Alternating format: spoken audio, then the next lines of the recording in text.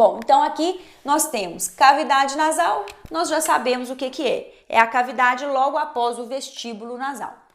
Sabemos que quem separa ou delimita a cavidade do nariz são as narinas, anteriormente, e coânos. Região de coânos a gente observa bem no crânio seco. Quando a gente vira o crânio posteriormente, a parte posterior do nariz chama coânos, são duas aberturas. E essas aberturas delimitam o fim do nariz, o nariz interno. Vimos também que existem as conchas nasais, que são as 3 elevações, e elas são intercaladas pelos meatos nasais, que são as depressões. E existe dentro do nariz uma parede de cartilagem e de osso que separa a cavidade nasal em 2 cavidades, direita e esquerda.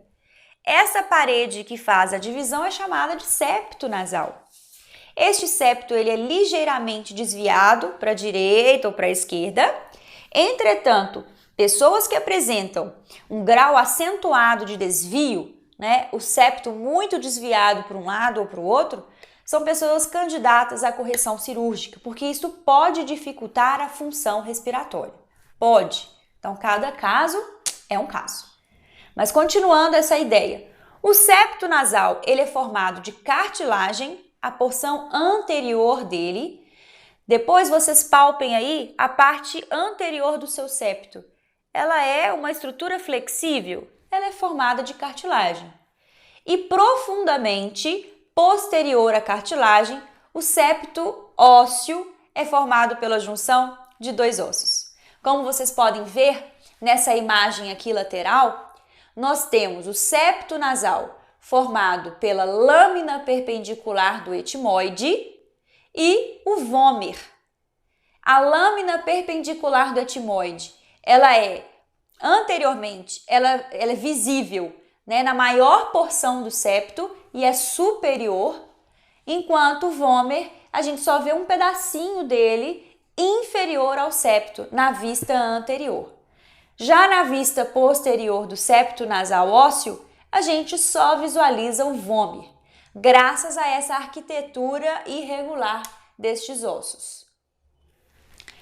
Bom, então aqui a gente estudou essa cavidade nasal e nós vamos ver também os seios paranasais.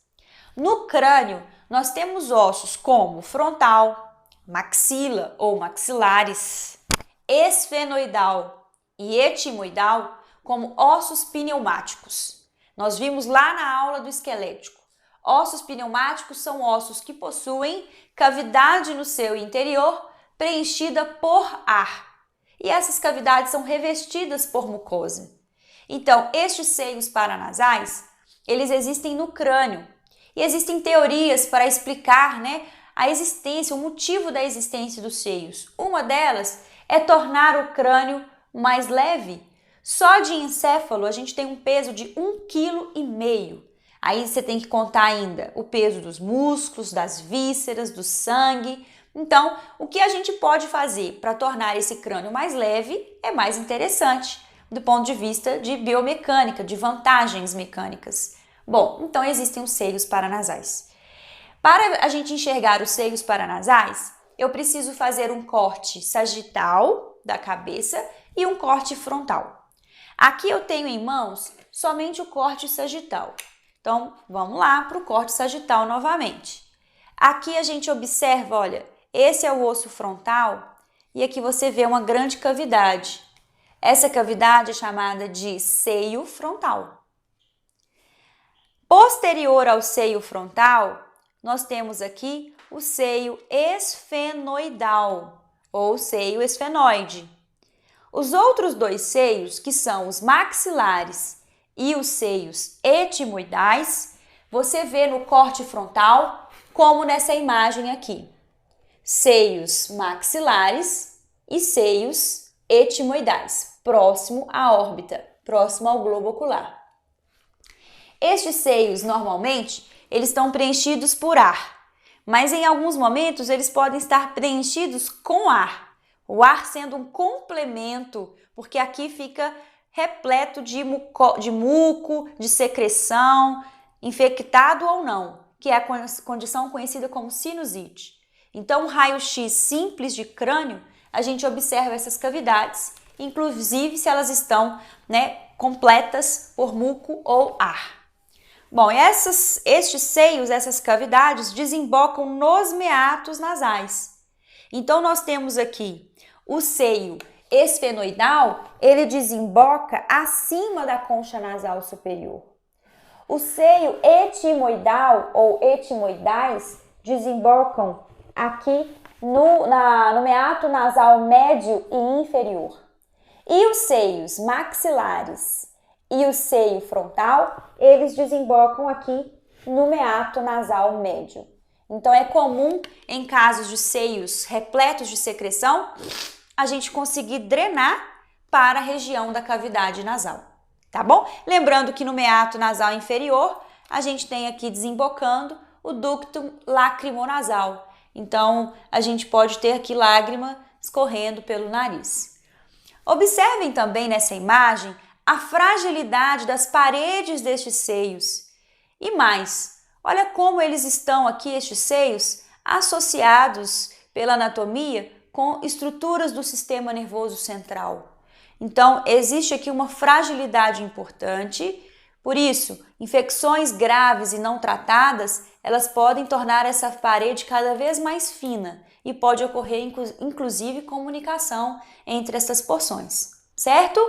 Bom, então aqui nós temos, olha, seio esfenoidal, etimoidal, frontal e maxilar. E nós vimos aqui nessa placa o seio frontal e o esfenoidal, certo? Para enxergar o seio maxilar e o seio etimoidal, a gente faz o tal do corte frontal. Bom, então o nariz tem essa estrutura externa e interna, que permite a passagem de ar, tanto o ar que entra quanto o ar que sai.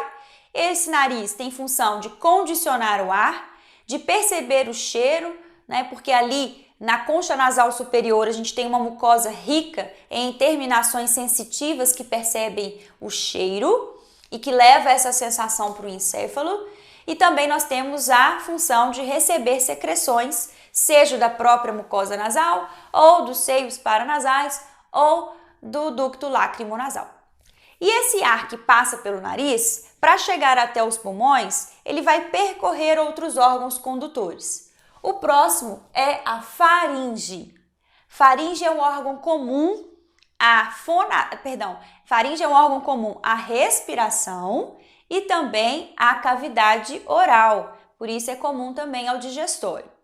A faringe é um órgão que segue o nariz. Então, depois das coanas, nós temos faringe. E a faringe possui 3 partes que são a parte nasal, a parte oral e a parte laríngea. Por isso são denominadas nasofaringe, orofaringe e laringofaringe. A nasofaringe tem uma relação com o nariz. Ela é a continuação do nariz. Na nasofaringe, e eu não tenho aqui um limite nítido entre as 3 porções, mas existe uma relação delas com o nariz, com a boca e com a laringe. Na nasofaringe, nós temos 3 estruturas importantes que são tonsila faríngea, osteofaríngeo da tuba auditiva e toro tubário ou torus tubário. Vamos ver aqui no nosso modelo, então, o que é a faringe e essas estruturas que acabamos de descrever. Então, olha só, a gente falou que o nariz termina aqui na região de coanas. Então, logo após as coanas, a gente tem um órgão conhecido como faringe. Eu vou delimitar a faringe inteira, tá? A faringe começa nessa região e ela desce até esta região. Isso aqui tudo é faringe. A nasofaringe é essa primeira porção dela que está associada ou se relaciona com o nariz. As 3 estruturas que a gente vai identificar são essa abertura em fenda aqui, que é o osteofaríngeo da tuba auditiva, a tonsila faríngea, que é uma massa de tecido linfóide, E aqui o toro tubário ou torus tubário, que é essa cartilagem que tem um formato de vírgula, olha, ou um formato aqui em C. Então vamos lá falar dessas três estruturas. O osteofaríngeo da tuba auditiva é uma abertura em fenda e ela marca a desembocadura da tuba auditiva nessa porção da faringe, que é a nasofaringe.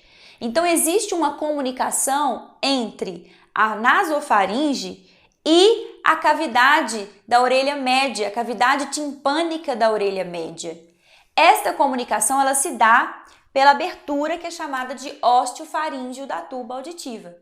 E então, eu tenho a possibilidade de igualar as pressões, pressão externa com a pressão interna dessa cavidade timpânica. Bom, além do osteofaríngeo, existe uma elevação cartilaginosa que protege essa fenda. Essa elevação, que tem um formato de ponto de interrogação ou um formato de vírgula, é chamada de toro tubário. E a tonsila faríngea é a massa de tecido linfóide, como nós comentamos, essa massa aqui, que tem a função de proteção, pois aqui existe concentração de linfócitos de células do sistema imune. Quando essa tonsila ela inflama e ela incha, nós temos um processo conhecido como adenoide. E essa adenoide ela deve ser tratada, pois ela impede, ou ela dificulta muito a passagem de ar pelo nariz e essa pessoa começa então a apresentar somente a respiração oral. O ar ele passa pela boca com mais facilidade do que a passagem nasal, certo? Depois nós temos aqui a orofaringe, que é marcada pelo istmo das fauces. Istmo das fauces é um estreitamento que nós conhecemos popularmente como garganta. Então, aqui, essa região de garganta é conhecida como orofaringe. Na orofaringe, nós temos uma tonsila também, que é a tonsila aqui, tonsila palatina. Essa tonsila palatina, assim como a tonsila faríngea, possui a função imunológica. Popularmente, ela é conhecida como amígdala. Nós temos duas tonsilas de cada lado, que são as amígdalas. E por fim, nós temos a laringofaringe, que é uma região de transição aqui da faringe para a laringe. Então, eu não tenho nenhuma estrutura anatômica específica para ser identificada. Ela é uma região de transição. Ela possui uma relação com a laringe. Então, a laringofaringe é posterior à laringe. Além disso, a laringofaringe é continuada pelo esôfago. Por isso, gente, a faringe é um órgão comum à respiração. Olha o ar entrando pelo nariz, passando pela faringe, indo para a laringe, traqueia e pulmões. Mas quando a gente também mastiga e engole um alimento, a comida vai para a orofaringe e depois desce para a laringofaringe e continua para o esôfago. Então, é um órgão comum para essas duas funções. Entenderam a questão da faringe? Então, ela é dividida em 3 porções. A primeira porção é aquela que a gente viu mais estruturas, que é chamada de nasofaringe, seguida de orofaringe, popularmente conhecido como garganta, e por fim laringofaringe de transição.